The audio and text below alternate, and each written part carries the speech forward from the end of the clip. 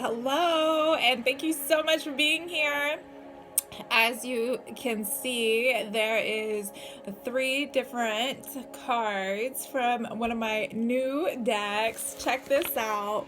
Isn't this beautiful? Okay, the Halloween Oracle. I was so excited. I found it while on vacation. So I am so grateful to be able to share these with you, and I am getting to know them, but my goal is to do a pull every day for October because of Halloween. So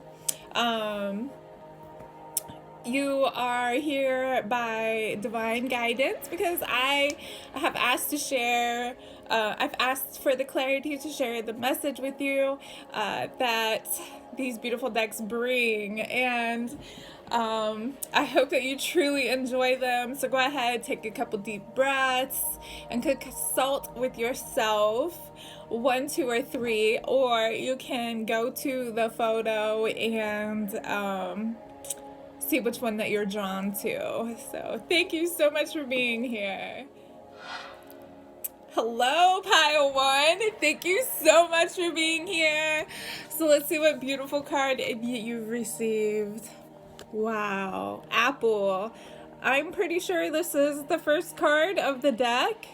Okay, so this says risk and reward. Okay, so I know that the book does have some great questions that this card comes with, but go ahead and look at this. Okay, there's a lot of significant, even symbolic meanings with apples. The first one that comes to my head is Snow White, you know, and then let's see, wasn't that like the Garden of Eden? Let's see what the book says for this beautiful card. Okay, it is not the first card, it is the second card.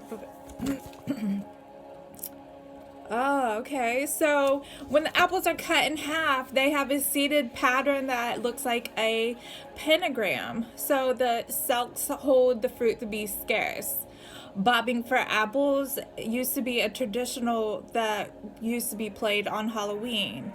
Okay, so it says one of the traditional ways to play is to place 3 apples, 3 or 13 apples into a barrel of water, and the game is to try and bite the apples while they float and bob. Oh my goodness. So we know that as bobbing for apples, right? So the Romans and Britain were known for these cultures.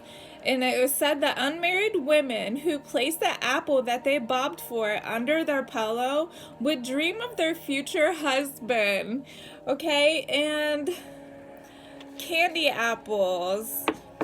They're talking about candy apples are fun and easy treats, okay? Ooh, maybe that's permission for you to have a caramel apple or a candy apple.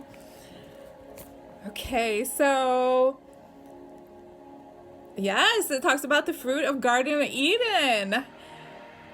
Here we go. Should you receive this apple in your reading, it is time to look at how risks play out in your life. Are you hedging your bets but not trying to change anything? Are you wanting change but not willing to change anything by trying anything new? Are you willing to risk to get a greater reward? Or alternately, are you risking too much too often? And it even speaks about the Celtic Winter Festival that lays in Halloween too. So we'll have to look that up. But wow, those are some really great questions. I totally recommend writing those down in your journal. Are you hedging your bets and not trying anything new? Do you want to change but are unwilling to change anything? Are you willing to risk to get a greater reward? Or alternately, are you risking too much too often? Go ahead and journal those. This is beautiful. Beautiful card. Thank you so much, Pile 1.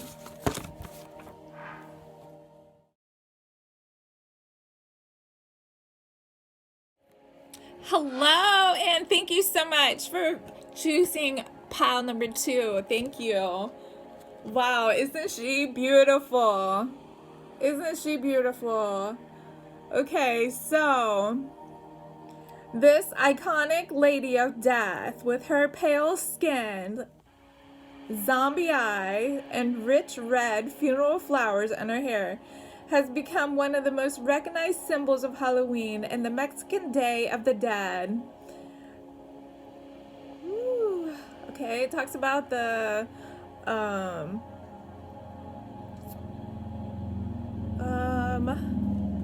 wow, okay, so it talks about that death takes everyone equally, so it is a reminder that no matter how beautiful, rich, popular, and famous you are or were, in the end, death takes us all.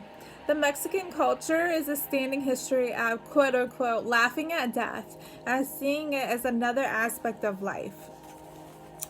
In some ways, death is the last taboo in many Western cultures. Wow, isn't this, oh my gosh. Okay, so we tend to hide away our dying, and some of us may never even see the body of someone who has passed our whole lives. But this was much more common in the past. Acknowledgement that death is a natural process that will enter everyone's life at some time, and perhaps until then, we can choose to be life-affirming, which takes away the fear. Take a lighter approach to a situation initially, and may it work out for the better. If you're holding on to something that does not serve you any longer, in particular to material things, simplify and let it go. We are in the full moon, so it is perfect timing. There's multiple ways to let stuff go. You can do Epsom salt baths. You can do a letter and burn it outside, you know. You can poetry. I don't know. You can meditate. Healthy escapism, but letting it go. The Epsom salt and the letter burning tends to work the best for me. But isn't she beautiful? Acceptance and equality. Thank you so much, Pal 2, for being here with me. I hope you gained the utmost clarity from this beautiful card. Thank you.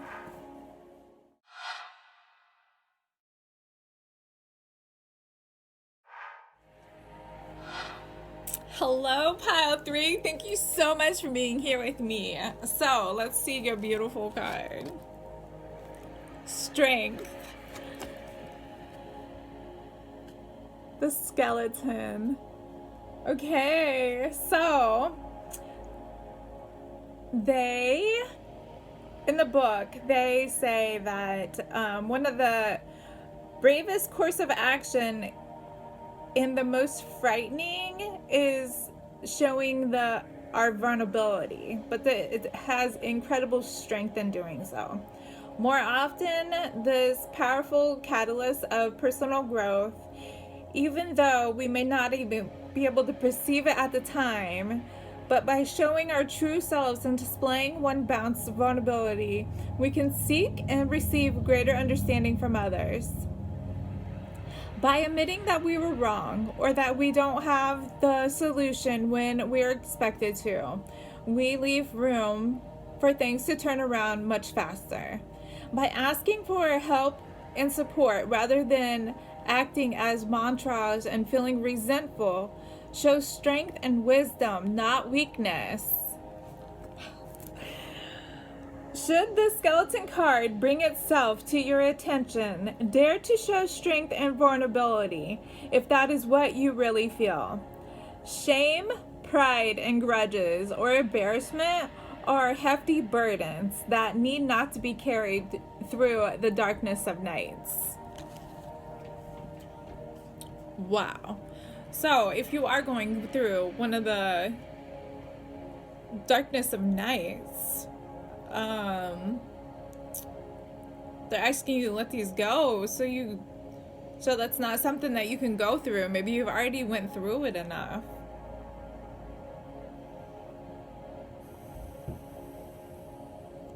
It's the full moon. If you look at this kind of looks like the full moon to me in the back, okay? And look, there's like some cursive writing, okay? So I totally suggest using this moon energy right now to write out if you're carrying shame, pride, and grudges or embarrassment, to write those out, to release it all on paper. And then when you light it on fire, you're dispersing the energy to the universe so it can be dispelled, if you ask for it, be dispelled back into positiveness or unconditional love. Only you know what you need. Ask for what you need when you're releasing stuff. You know, somebody told me if you have trouble forgiving others, that you can give it to the universe and let the universe and your higher self or God to handle the situation, and then they help you with that too. So I've learned. But this is beautiful strength, okay? Like, after we pass, our bones are like, we are like so deep, like